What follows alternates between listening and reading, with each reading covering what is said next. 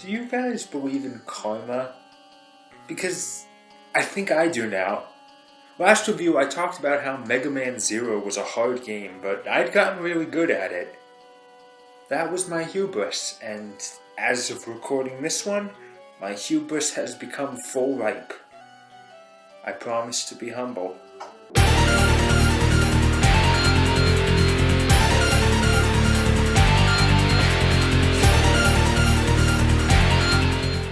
Surprisingly, for a Mega Man game, this one picks up right after the last's ending. Kind of. It's been a year, but Zero's been fighting Neo Arcadia's forces in the same desert he ended the last game in. And seeing how Neo Arcadia has recovered, established a new ruler, and still hasn't come after him means he's really can't be doing much. This endless fight has taken its toll on the legendary hero. That's your excuse for why his weapons are back to level 1. And why he collapses, only for Harpuya to find him. Meanwhile, the Resistance base has been doing well, it seems. They've got a snazzy new base, new soldiers, all under their new commander. This is Elpizo. He's got an in-depth backstory through the radio dramas and whatnot, but in the context of this game, he's a commander that's pushing to destroy Neo Arcadia, while CL is making a substitute energy to solve the energy crisis, so they have no reason to hunt the Resistance. Remember, Neo Arcadia is the sole human civilization, not a nebulous evil organization, and they're destroying Reploids because their mere operation is putting strain on resources for humans. After Zero comes back, gets repaired, and does a couple missions, Elpizo initiates his Operation Righteous Strike against the might of Neo Arcadia. And it goes just about as well as you'd expect, with the Resistance soldiers being slaughtered and Elpizo on the ropes. Devastated by this huge difference in might, Elpizo declares that he needs to become stronger to destroy the unstoppable might of Neo Arcadia and goes off on his own. But wait, Elpizo is just a pretty boy that flips his hair all the time. How does he plan to get that powerful? Well, with a new plot device, Baby Elves. Early on, X shows back up to tell you about Baby Elves, that they're powerful and will do anything to reunite with their mother, the Dark Elf. X's original body has the Dark Elf sealed in the deepest chambers of Neo Arcadia, so Elpizo needs to get in. That's your excuse to chase him down through the second tier of levels, and him getting equipment to easily infiltrate is the reason you have to go the hard way.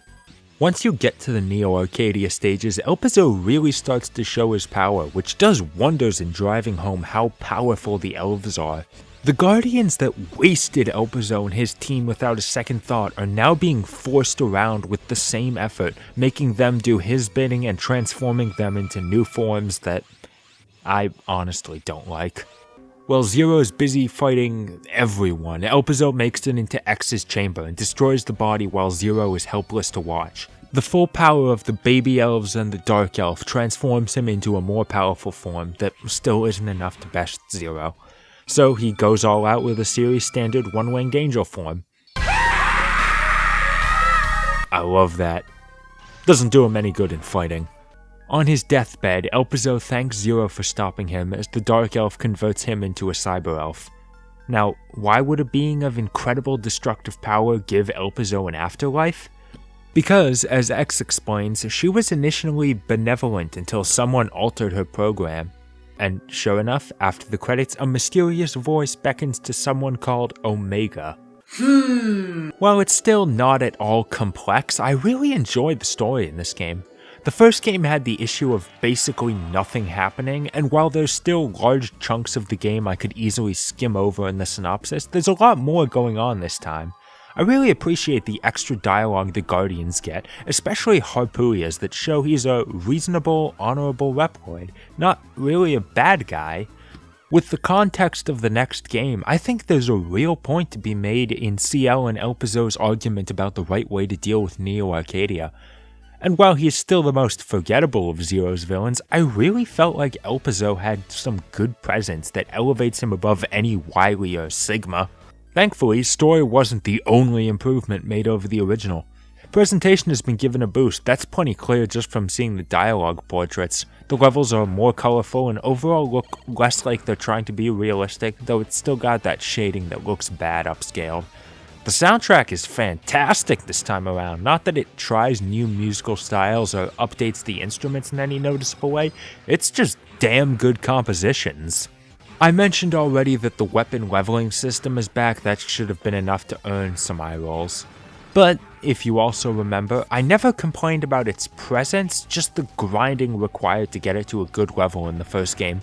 And those quotas have been drastically reduced this time around. You'll probably max out your saber around the halfway point, and your buster at some point. It's not as useful, so it doesn't matter. Same with the Cyber Elves. Their E-Crystal requirements are much lower, so no more grinding. That's the biggest issue of the previous game, fixed right there. I barely mentioned the extra weapons in the last review because, quite frankly, the Triple Rod and Shield Boomerang were nearly useless. That's no longer the case. There's a few times where the Shield Boomerang is useful to reflect shots, and the Triple Rod has been replaced with the Chain Rod. It has incredibly limited utility in combat, but it can latch onto ceilings to swing over an obstacle, which the game will expect you to do. Granted, it's very clunky at first, it doesn't work at close range, and latching it onto the ceiling in midair is still difficult, but it's not a bad addition to platforming since Zero's completely lost his air dash from the later X games. The ranking system that did next to nothing in the first game does something this time. Beating a stage with an A or S rank grants Zero an EX skill, the equivalent of the weapons he'd get in X4 that can be toggled at will. Don't worry if you can't maintain that rank either, there are a couple elves to find that instantly grant an A rank to get the couple you'll want. Similarly, completing certain objectives in a level awakens a form that alters Zero's stats and maybe has an extra effect. If I'm being honest, I have no idea what they do and I don't care. I just use the Rise form because it's got higher speed. I think. Levels are longer than they were last time and they tend to have a secondary objective. They're not necessary to finish the level, but they are important for ranking. Whether it's rescuing resistant soldiers, destroying computers, not killing resistant soldiers, it's something else to consider. Bosses are also more difficult, most of the time. Elpizo is still, and in fact is even more, pathetic than Copy X. And Harpui is still lacking. Oh yeah, speaking of the difficulty, that was the biggest strike against the first game back in the day, so of course that's where the improvements started. First off, that number in the corner is exactly what you're thinking it is, so take a moment to rejoice. They put lives back in. Die at some point during the stage, you don't have to start all over. Thank God, I still have no idea why they started without lives, so putting them back in is a stupid addition, but I'm welcome. The levels can afford to be longer and still challenging. So it's the same game as the original, but better, right? Highest recommendation? Well, that's where things get more difficult to explain. This game fixes the biggest issues of the original on a technical, presentation, and core design level. It should be a better game, without question. So why haven't I declared it superior yet? What does this have to do with my introduction? I had a lot of issues recording this game. Now, part of it can be blamed on input lag due to emulation, some of it on my controller not working correctly, but I think the issue runs deeper than that. I really think the level design this time around is not incompetent, but insufficient. There's still instances of the screen resolution not being enough, never in the same concentration as Phantom Stage, but more diluted across various places. I appreciate the increased utility of all the weapons, but when you only have 2 on your buttons at a time, there are a lot of times where you'll need to pause and switch them out, which kills the pace. I know, it's an odd thing to complain about a Mega Man game requiring pausing to switch weapons, but using a Robot Master or Maverick power only marginally increased your efficiency in those games. Take a look at this enemy for what I mean. At first, it's cool that you can rip his shield from him with the chain rod, but it's not necessary to kill him.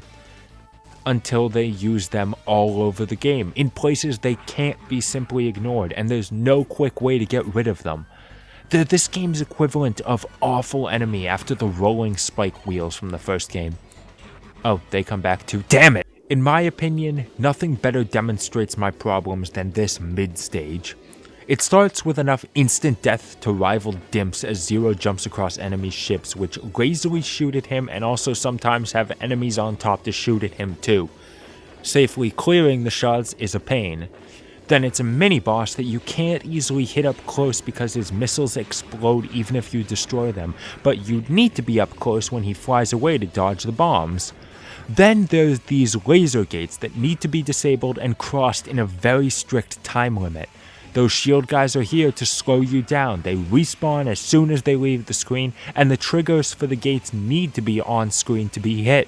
After that is a forced 90 seconds where you need to protect CL from a fucking lot of bullets. Thankfully she can't die, her taking damage only reduces mission score, but I still died here a couple times.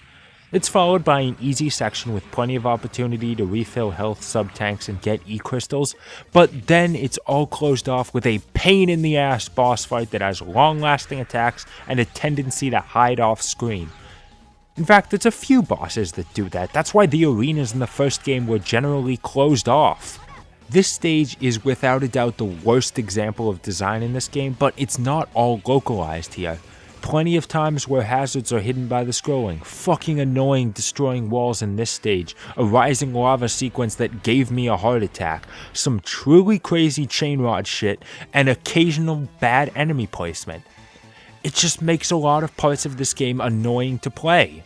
Now, let me set the record straight on this. Even at its worst, Mega Man Zero 2's level design is never anywhere near as bad as X6 or Mega Man in base. It's still serviceable. It's just that, in comparison to the rest of the Zero series' high standards, it's lacking. Granted, that's something I can only claim in hindsight, but it doesn't reflect well on this game. It's a real shame that I have to declare this the weakest Zero game, because it almost gets it right. Problems from the first game were either mitigated or eliminated outright. They fixed and added a bunch of new stuff. It was just that one area they took a step back that makes the whole product inferior. Still, it's still a very good game. I still recommend it. The Zero series caliber is just that high that even this doesn't really pull it down. Should I expect Zero 3 to redeem it?